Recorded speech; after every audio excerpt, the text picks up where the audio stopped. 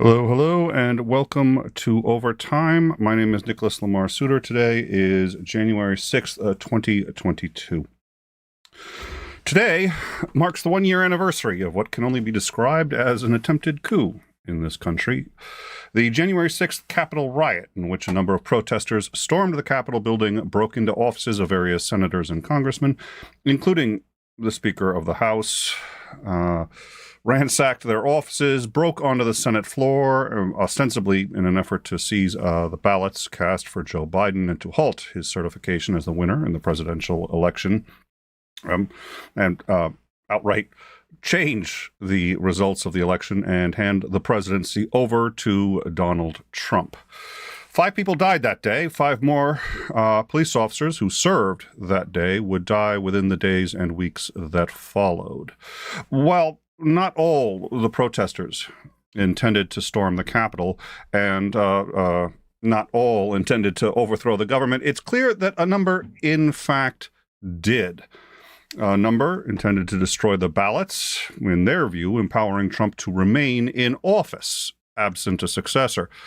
More still, armed with blueprints of the congressional offices, duct tape and plastic ties, erected a gallows and scoured the building for Mike Pence so that they might drag him out onto the green and hang the Vice President of the United States on the lawn of the U.S. Capitol building.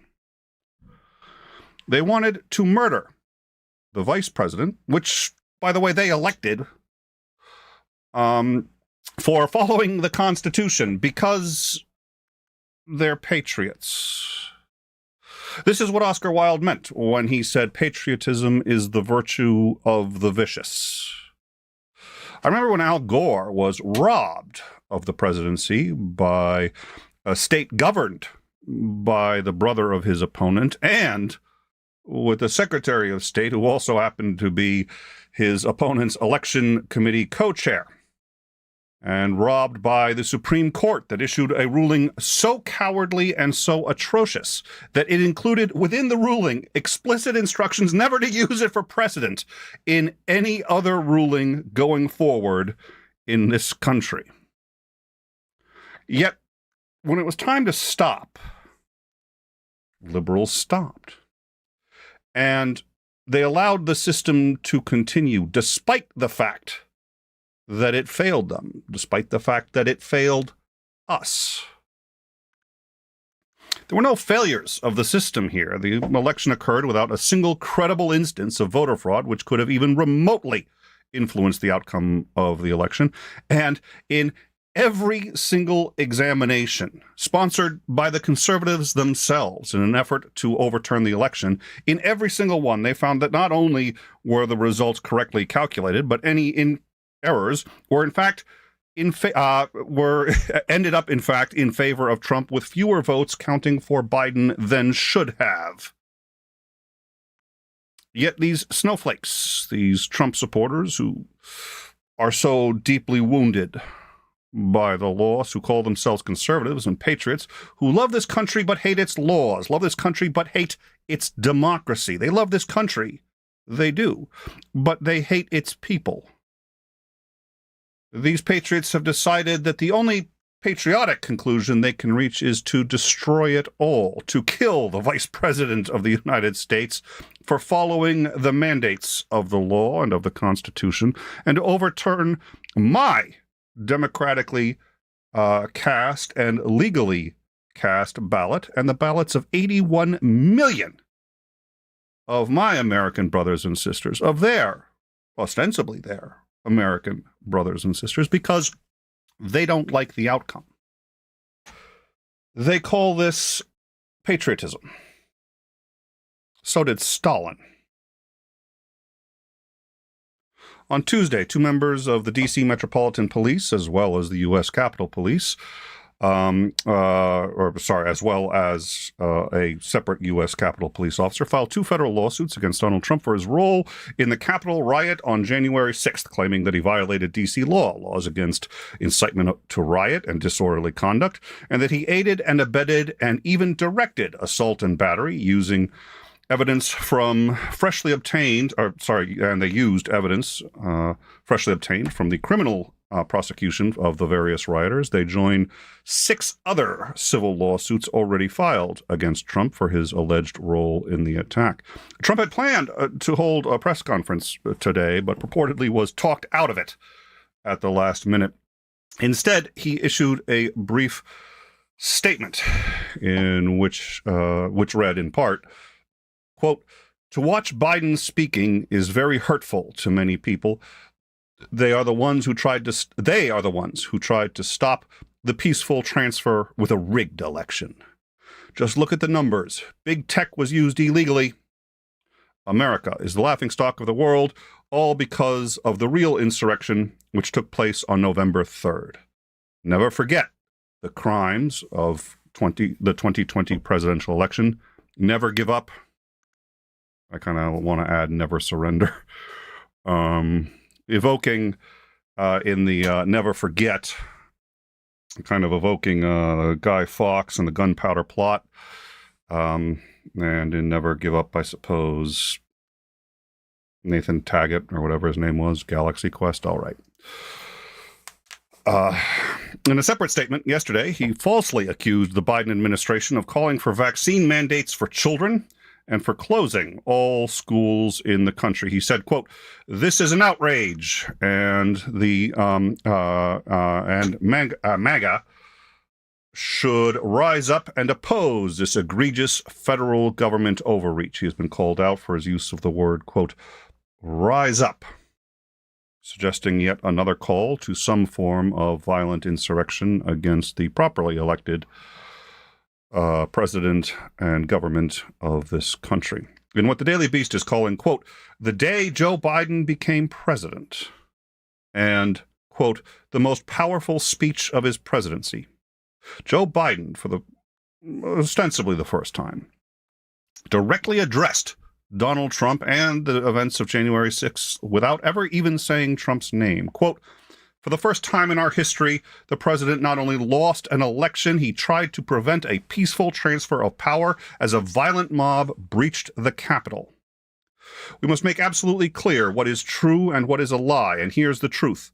The former president of the United States has created and spread a web of lies about the 2020 election. He has done so because he values power over principle, because he sees his own interests as more important than his country's interests, and than America's interests, and because his bruised ego matters more to him than our democracy or our Constitution. He cannot accept that he lost." He also said, and I apologize, this was supposed to be in here, but I think the script sometimes doesn't transfer properly.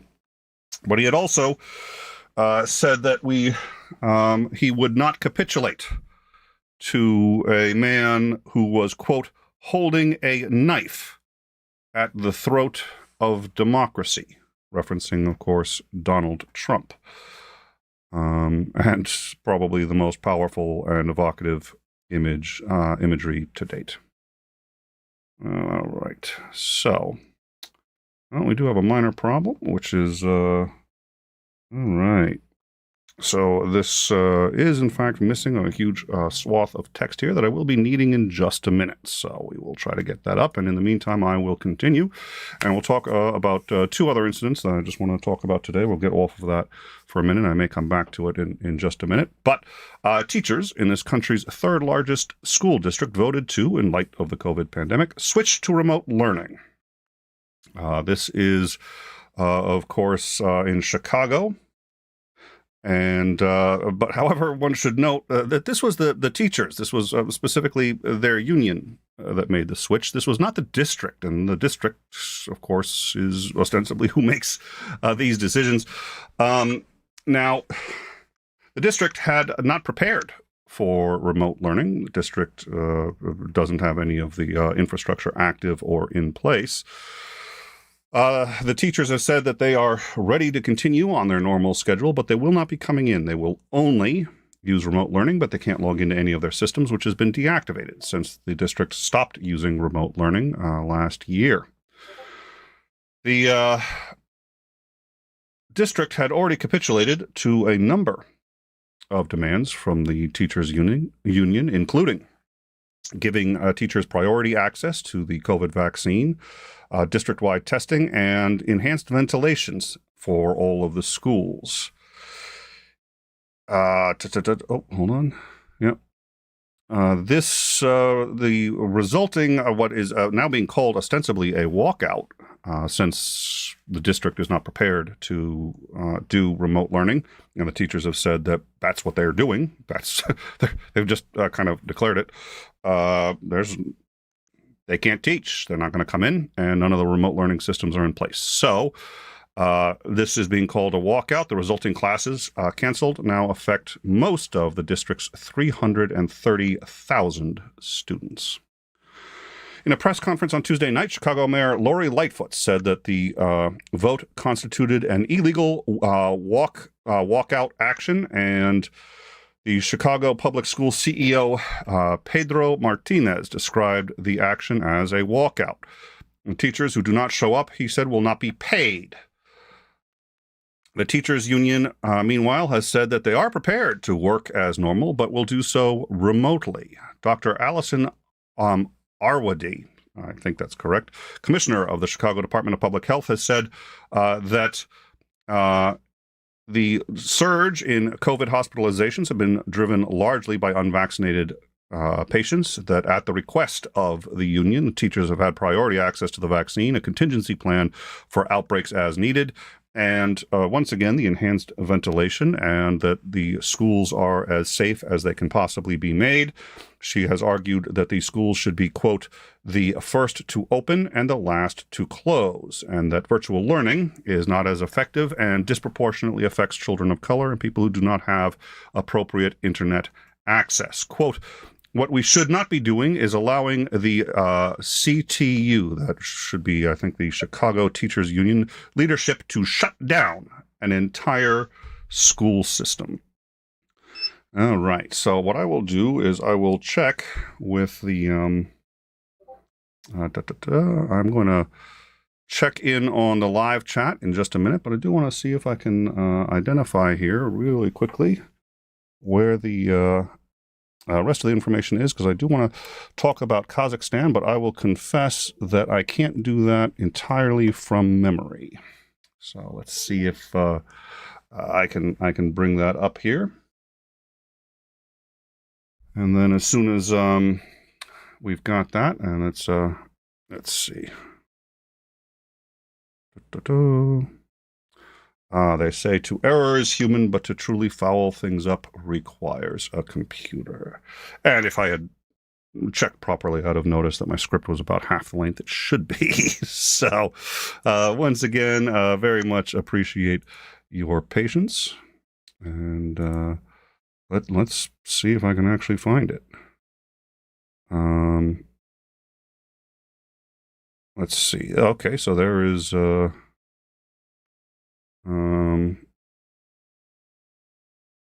Okay. Oh, okay. So I think I may have missed as well that in a statement, oh yeah, he had falsely accused the, yep. And it looks like none of that information saved. So I will go from memory, and you're all in for a show tonight, I guess. So, yep, let's switch back here. So, and then we will talk about Kazakhstan now.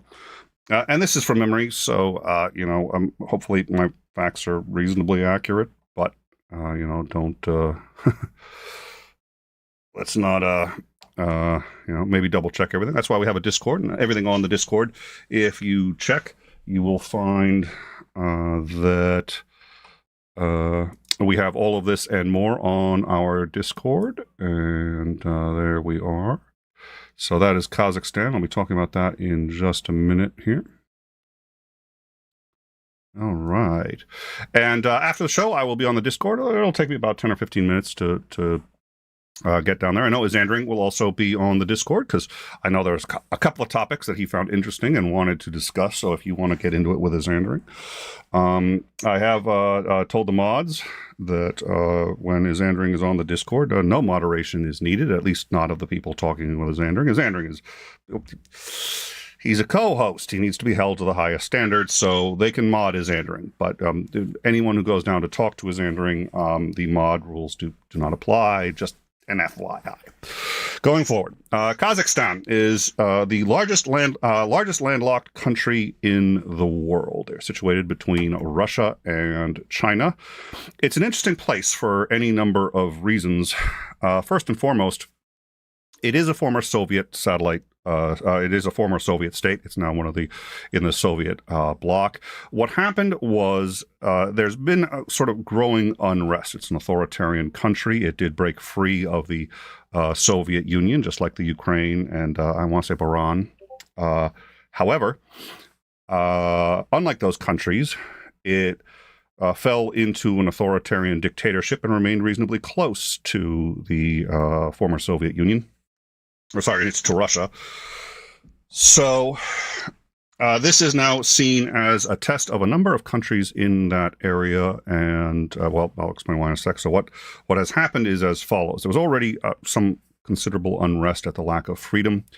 And there were price ceilings in effect, which kept the prices of, now they use liquid propane, not liquid propane, gasoline, essentially, whatever, liquid petrol that they use. And there had been a price ceiling in effect. The president lifted the price ceiling, prices skyrocketed. The average income there is the equivalent of about $510 US a month. Most of them actually, it is believed, earn well below that. That's the government reporting.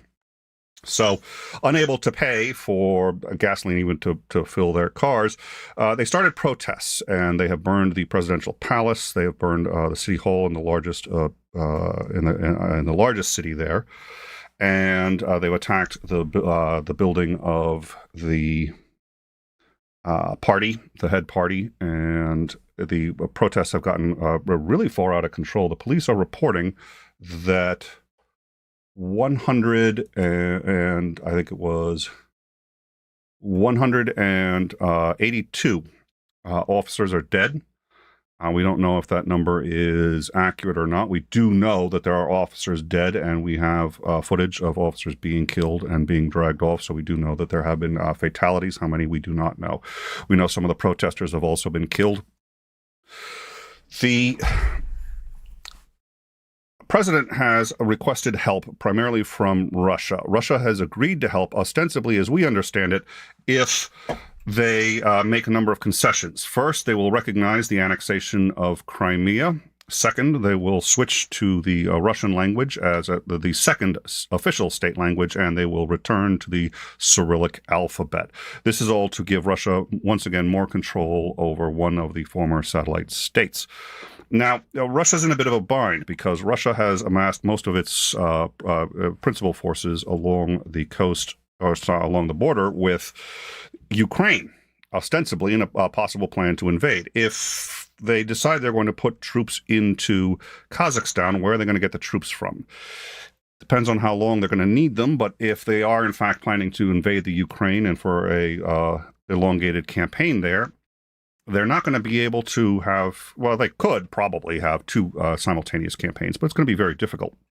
So this is seen as a bit of a test, as an indicator as to what it is they in fact do plan to do in Ukraine. Putin does not want to let this country descend into anarchy. He does not want another Arab Spring, which is what people are now saying this may turn into. Other countries in the area that are still loosely under the power of the former Soviet Bloc may go the way of Ukraine and decide to completely go independent, especially if Putin cannot guarantee security.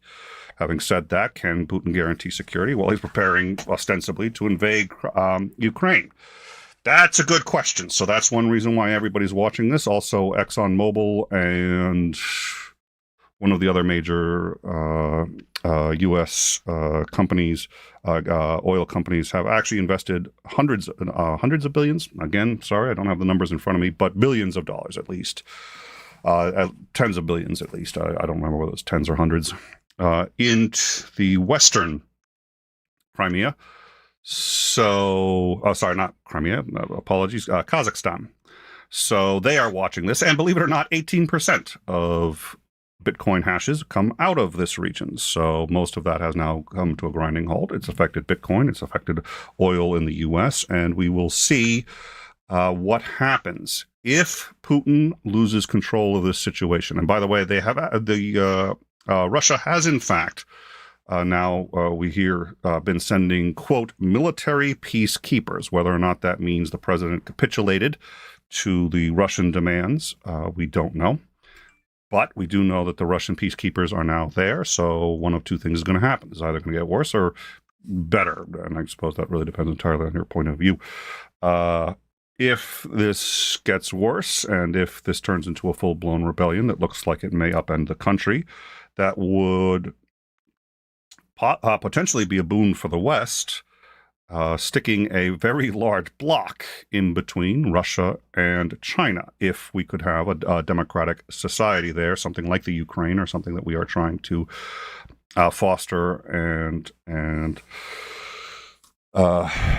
help a country that we want to help thrive. I don't even think you can use thrive as a verb that way. But anyway, apologies. If Putin can get it under control, it would be seen as further evidence that an authoritarian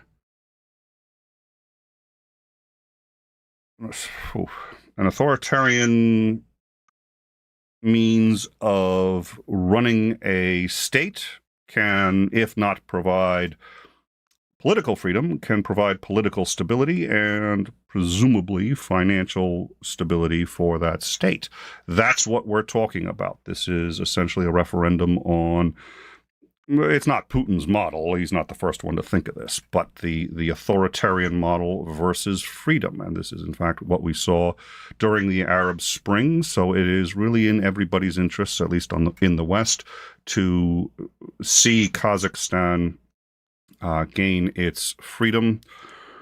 Putin is in a position where he really does not want that to happen. But having said that, he is stretched rather thin right now. So I think this is going to land on how much will do these people have to continue, and what are they willing to do, and how far are people going to go? So that is Kazakhstan, and I think that is in time for this, the 1-year anniversary of the insurrection on the Capitol. So I do thank you for joining us. What I'm going to do now is I'm going to quickly look at, I've been sort of glancing at the live chat, haven't seen any questions.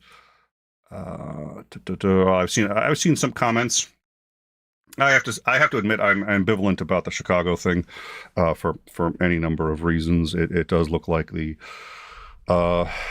teachers union made a number of requests that I can tell, and I didn't do a deep dive into this, but that I can tell all of those requests were met by the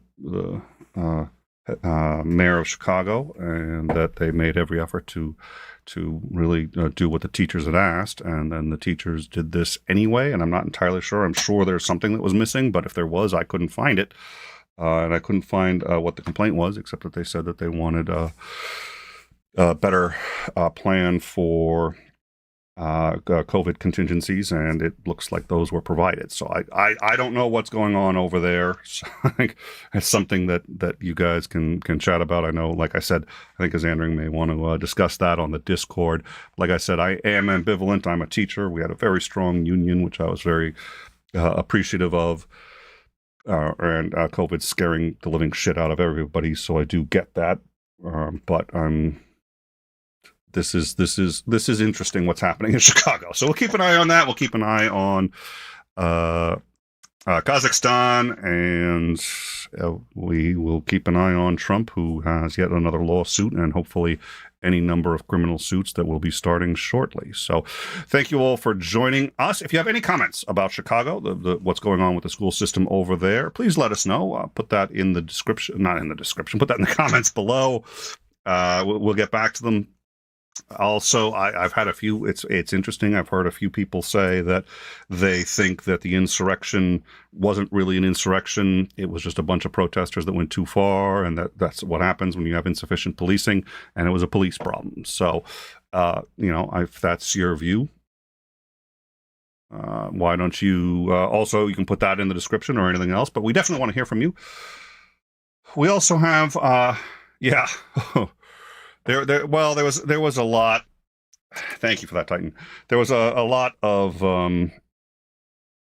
I think Mitch McConnell came out and had said, that was another thing. I really am sorry. So I had written a script for tonight's show, and I honestly don't know what happened to it. There was an earlier draft that came up, and I went to the machine that I do the drafting on, and so only got the current one. But I was thinking about how Republicans have they go by this moniker of patriotism and of integrity, and they're for the Constitution, they're for responsibility.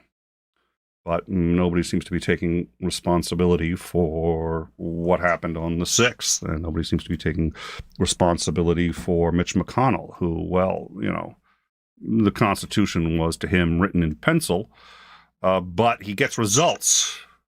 There's an old saying, which is very true in politics: you cannot govern if you don't win. So if you want to put your policies forward, well, you're going to have to win. But there comes the question, how much do you believe in this country, and how much of its values are you willing to shred to get into office so that you can do, quote, the right thing, whatever the hell that is. I was asked, and Liz Cheney, this was a piece that was missing that I had wanted to get to. Liz Cheney had said that what it takes to kill a democracy is to permit and to ignore actions like that of this mob and Trump, who incited it. I've been asked before, would I ever vote for a Republican? Well, I'm an independent, so voting for a Republican isn't nearly as much of a stretch as people think. I grudgingly had to become a Democrat in order to work on the Obama campaign. But there have been plenty of Republicans I would have voted for. John McCain was one of them, especially the first John McCain. The first John McCain wouldn't have voted for the second one, so I don't know what happened there. John McCain, Colin Powell, when they said that he was going to maybe run for president, I'd have voted for him. I maybe even would have campaigned for him if he decided to run for president. There are conservatives I would have voted for, but these were people of integrity. And now under the stewardship of, amongst others, Mitch McConnell, because, well, Trump is, I think, the biggest problem for the Republicans right now. It's Mitch McConnell that has encouraged this kind of thing and fostered an environment for a very, very long time that permits it and encourages it. So, and it's under his stewardship that they've decided that they're going to attack people with integrity, like Liz Cheney, who, by the way, yes, I would also vote for quite proudly.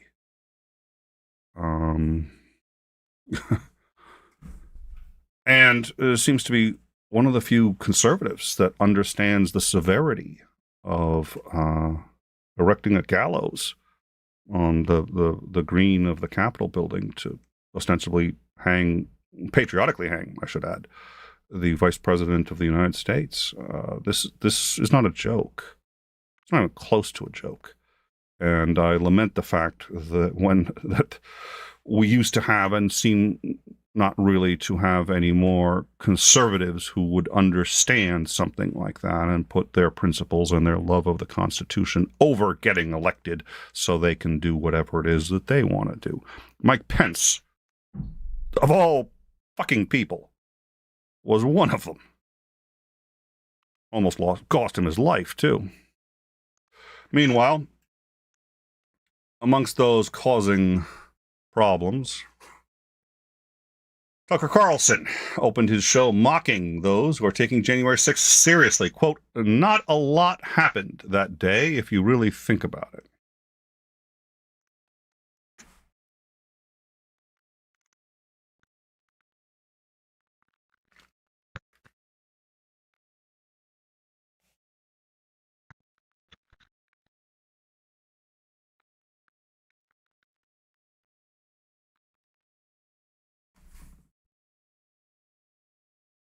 In 2012,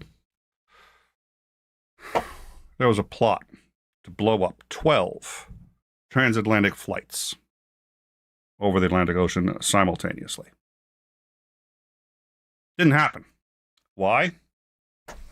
Because the FBI, working with the CIA, stopped it. Al-Qaeda had been trying to hit us for a long time. And actually, I don't think it was 2012 because the whole I'm older than I thought. I was doing the math on it. Had to have been sooner than that. But at any rate, not much happened that day either, to be quite honest. Not much happened that day if you really think about it. A lot of days where not much happened. But for the fact that it was stopped. I forget the name of the officer, but there's the officer that led the crowd away from the vice president. Well, what the fuck does Tucker Carlson think would have happened if he hadn't have done that? Let's assume for a second the absolute false narrative that they were nothing but protesters and nobody there was planning. And we know they had plans on them of the building so they could find their way around. So let's buy that bullshit for just 1 minute and say, oh no, they accidentally downloaded it. Let's assume for a minute nobody had any ill will going into this, and they accidentally, it's just like, oh wow, I brought a gallows and put it in my backpack by accident. Well, let's put this thing up, just for the fun of it. So yeah, all of that was an accident. The way riots work, what happens is very much the narrative that they're painting, which is people get excited, they start to get out of control, and then it just feeds and keeps building until they're breaking into buildings. They're stealing things from the Speaker of the House, who, if it had been a Republican, they'd have been calling for executions, especially if it had been a Texas Republican. If Nancy Pelosi were a Republican from Texas, what do you think old guard like Rick Perry would be saying right about now? All that notwithstanding, what do you think they would have done if they had found Mike Pence, even if their plan hadn't have been to do anything? But they're running through the building, there's this huge mob, and then they find him. They've already broken so many laws, they're treading all over what Republicans used to say were hallowed halls. What do you think they would have done if they had found him? Said, oh, listen, we got some wine here. We got it from Pelosi's office. Could we just have a seat and, just chat and drink a little bit? We had some questions about why you had chosen not to challenge the certification. Let's have a intellectual debate. You think that's what they were going to do if they found him? Even if they had no ill intent in the beginning? Let's assume none of them planned to break into the building. Okay, they broke into the building. A security guard was crushed to death. One of them had already been shot and killed. You think nothing would have happened when they found Biden or any of the, Pence or any of the other members of government? No, somebody would have died. It was because of the fast thinking of a lot of fucking people that this was all that happened. And again, if this had been during Trump's administration, what do you think Tucker Carlson would be saying then about, dare I say, if it had been black people or just people that says Black Lives Matter going in? I remember what Tucker Carlson was saying when they weren't even breaking into, but just doing damage to buildings in Atlanta. Just regular, private buildings. What happens if they storm Congress? What do you think he'd say? I think he'd say it was punishable by death. That's what I think. Anyone here think I'm wrong? If you think I'm wrong, come on our Discord and we'll have that discussion or put it in the comments section. But I'm not. Tucker Carlson. Yeah. He's like the, his little sidekick pet, whatever. I'm thinking of some science fiction thing, a little 5 foot, not 5 foot, little 2 foot furry thing that runs around, chases Mitch McConnell around. And, oh, dear Lord, all of these people. Sorry, I said these people. I know that's all right. Yeah. I love how human death is so inconsequential unless they're unborn. Yeah, if it had been a fetus that had been killed, then that'd have been a problem, I guess.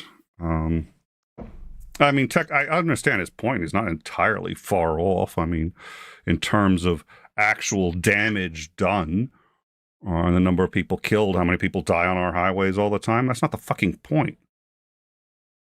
That was the halls of Congress to stop a U.S. election. and they came reasonably close to burning the ballots and all this other stuff, since their intention was, let's just look at what their intention was. Their intention was to overthrow the results of the election. He thinks that people who intended to overthrow the results of the election actually got onto the floor of the House and very nearly got the ballot. That's not a big deal. Not much really happened. Wow. All right. Well, thank you for that, Titan. So, yeah, we'll, yeah.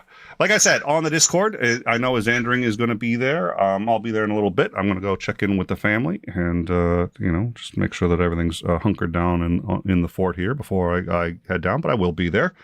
Like I said, we read all the comments, and so I usually, I answer a lot of them, and Xandring answers a lot. So, drop us a line. Tell us what you think about any of these stories.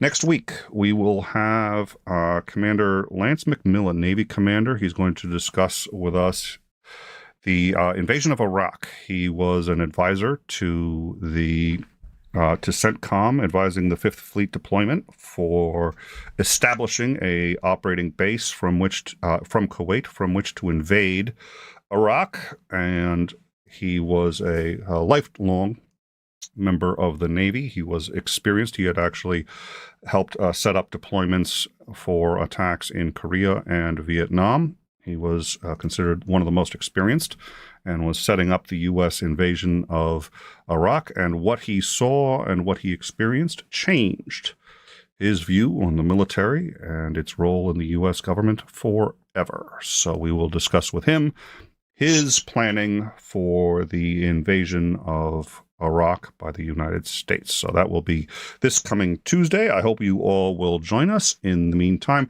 thank you for joining us on this special Thursday edition of Overtime. We look forward to seeing you in the Discord for me in about 5 minutes, although I think everyone else will be there a lot sooner. So head on over right now, and I will catch you all in a little bit.